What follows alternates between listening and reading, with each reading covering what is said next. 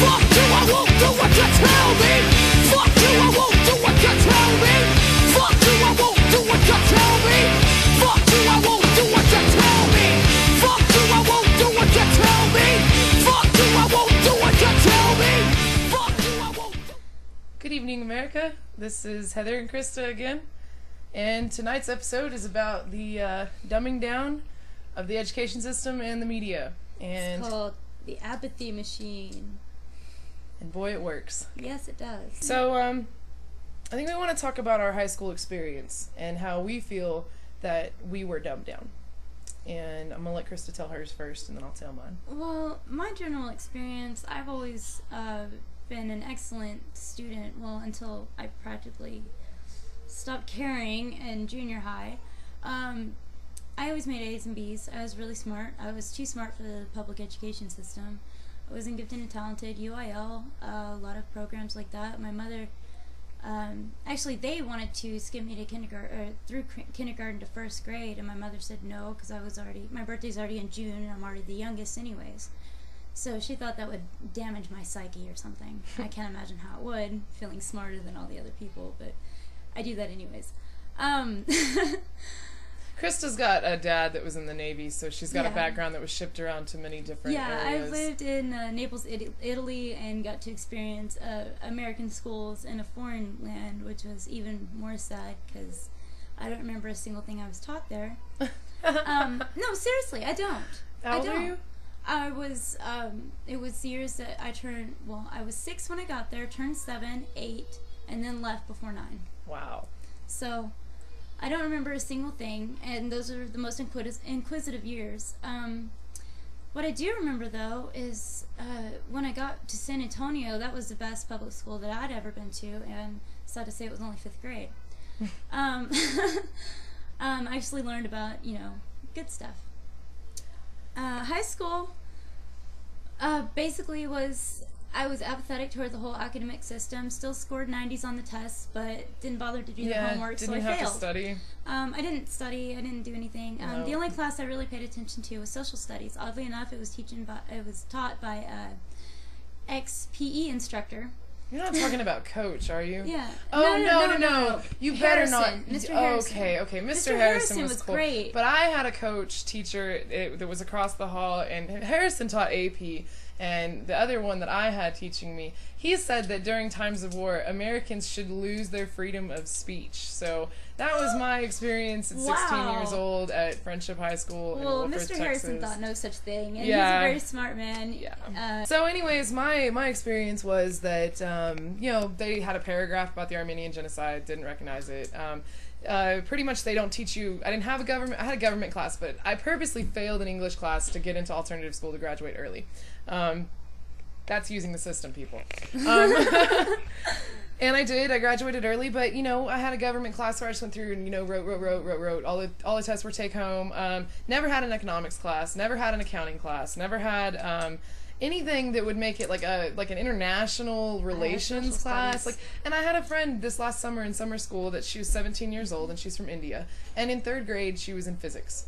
I've never even taken physics. I've never taken physics either. Never taken physics. I have to counter that. I actually took integrated physics and chemistry for half a semester. She learned a lot. That's what she's telling you. No, Zach helped me pass. My theory is that my personal theory, and I don't know if anyone else has said this, but I see in the 1960s and Vietnam and things like that, there was a huge upsurgence of people that wanted to be researchers and go and reporters, and this is why we lead into the media, and that's why we're calling it the apathy machine, is because the reporting now is so dumbed down. And I kind of wonder if there's any motivation because, oh no, we don't want our citizens knowing what we're doing, we don't want them caring about what we're doing, let's just see if we can just take it away, and it's going to take a few years, but it progressively is going to do it. So you talk, nobody seems to notice, nobody seems to care. Again, thank you, George Carlin. The same thing too. Education.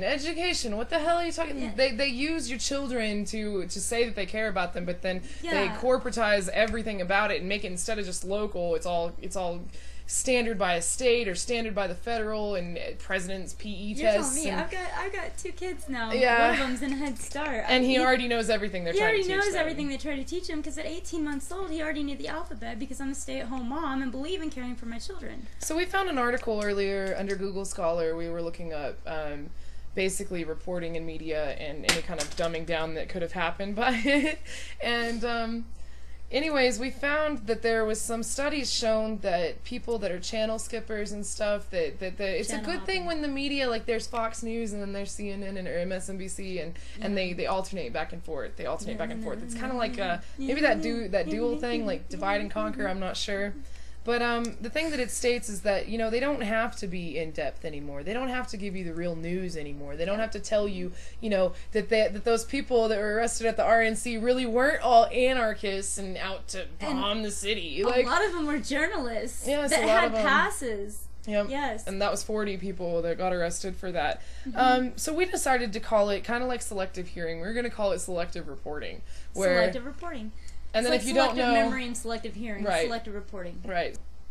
Candidates getting, you know... Oh, yeah. free time on the air in these 2 parties. Like, why the hell they keep saying, well, the 2 parties, Both blah, parties, blah, blah. both parties, No, 2 I'm parties. sorry. There are 6 political 6 parties in Hello? America, people. And they don't teach you that in government. Like, they don't teach you that at all. I think the first time I learned it was in a college history class with the birth of the Republican Party, you know? Like, and I don't even remember the dates. I think it was sometime in the 1800s. Probably. Anyways, Thomas Jefferson, funny to point out, was a Democratic Republican. yeah. But the meanings are different. The meanings behind totally. them are different. No, They're totally. not conservative towards the Constitution. They're conservative public towards relations theocracy. versus propaganda. Right. Because public relations is propaganda. Yeah. They just don't tell you that. It's So- just one of those new words, It's like like- how toilet paper went to bath tissue again. Yeah, Arlen. exactly. But one thing I wanted to bring up in our little bit of time we got left is corporations like Clear Channel and Fox News and their role in providing the story and then covering it. And Clear Channel did after 9/11, they did something called the Freedom Rallies, and you might remember them. They were probably aired on Fox News and CNN. And that's where they had people show up. They like paid some people, and then they had people show up, and they created the scene, and then they covered it to make it seem like, oh, America, yay, America, let's go to war, America, you're with us or against us, America. And that's a threat, okay? And then the Washington, the White House just came out and said that Fox News was directly quoting things that they said as their own words. They weren't saying from the White House. They were saying in their own words. So it's not accurate. It's not informed. And, you know, it's not. They're cutting all kinds of homeschooling programs, so your kids only can go to public schools, Yeah. which are actually privatized by the government. It's like, oh god, it's a vicious circle. It's just there's no want to know the answers anymore, and without that want, that is apathy, and without that, well, there's nothing I can do, and you know, without that, they've succeeded. They've totally succeeded. So.